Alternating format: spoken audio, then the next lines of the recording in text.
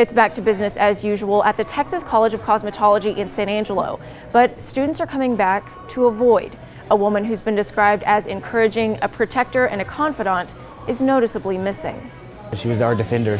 A lot of the students called her the protector because that's what she did. She was there to protect us. She was like the cool aunt, you know what I mean? Perez was reported missing in early April, and a few days later, on April 10th, she was found dead in her car on South Jackson Street. Just kind of took me, kind of froze, you know, because you don't expect to hear that. Around 15 students went to the site where she was found.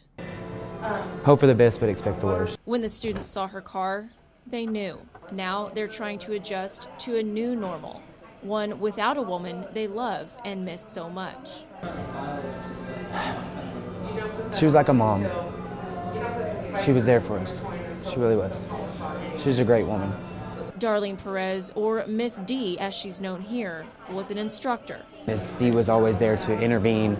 Her warmness and her realness was so contagious that you wanted to be here. You wanted to be here, you wanted to go and get her to consult your clients because she just set that relaxing vibe. Real mellow, real soft-spoken. She taught her students some old school tricks along with the latest cosmetology techniques. Here I am loving clippers like she did.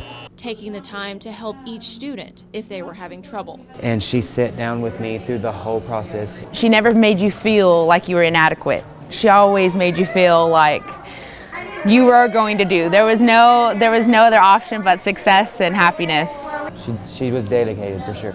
She's talked about often. She was the one that made us step outside of our shell. My favorite teacher to call on was Miss D for most anything because she would listen and she would take the time. You can't get more real than Miss D for sure. But those sentiments?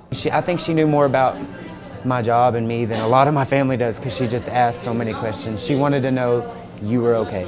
Have now become only memories. Tuesday was the last time I seen her. Miss D wasn't the type to not show up to school. I don't think she's missed a day since I've been here. We've all kind of been going through a lot, but I mean, we have to continue the legacy because that's what, you know, she'd want us to do. Students tell me they want to keep Miss D's presence alive, and they hope that any clients who sit in their chairs will see her legacy.